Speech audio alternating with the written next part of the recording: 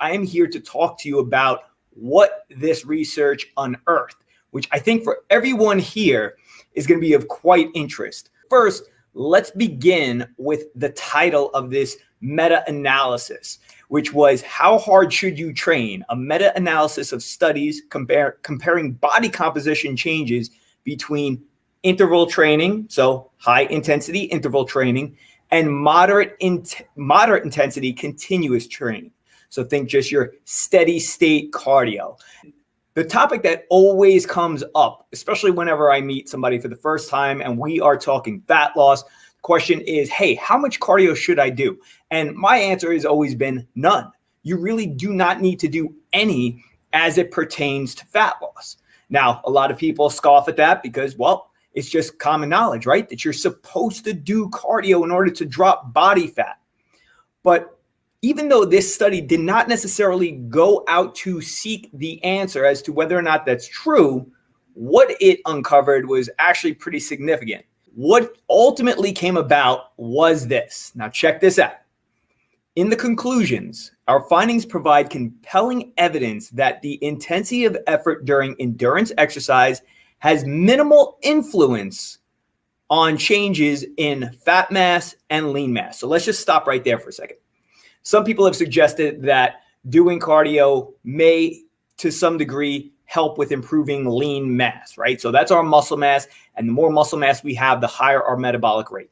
This showed that regardless of whether or not you were doing high intensity interval training, that short burst type of cardio, or longer duration, lower intensity cardio, made virtually no difference.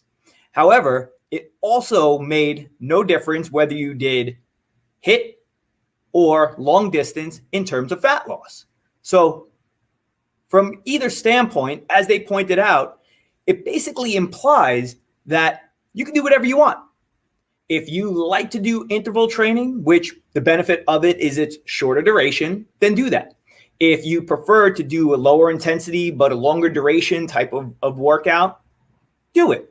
Because as far as your fat loss and your muscle development or lean mass is concerned, it's not going to make a change. So whatever best suits your lifestyle, go for it. However, our findings also indicate that structured exercise only has minor effect on fat loss, regardless of intensity, when performed at relatively modest doses. The amount of exercise required to achieve practically meaningful changes in this outcome seems to be unrealistic for most individuals. So let's stop right there. You would need to do 100 minutes a day of cardio in order for it to have any impact whatsoever on your fat loss. Let that sink in for a moment, because I know some of you are sitting there right now saying there is no way that can be true. But the research proves it out. All right, so last part of this, very last part, their words, not mine. It is much easier to create an energy deficit from dietary restriction, which therefore should be the focus of weight loss interventions. There it is. It has nothing to do with exercise, and it has everything to do with your nutrition. If your diet does not change, you can expect not to change. But this is not to dismiss the usage of cardio or exercise in general. Clearly, I'm a huge proponent of exercise, predominantly resistance training, but it does not have a place when it comes to fat loss. Now, does it have a place? Yes, it does. And they even continued right here. However, exercise may help to preserve lean mass and functional performance during periods of energy restriction.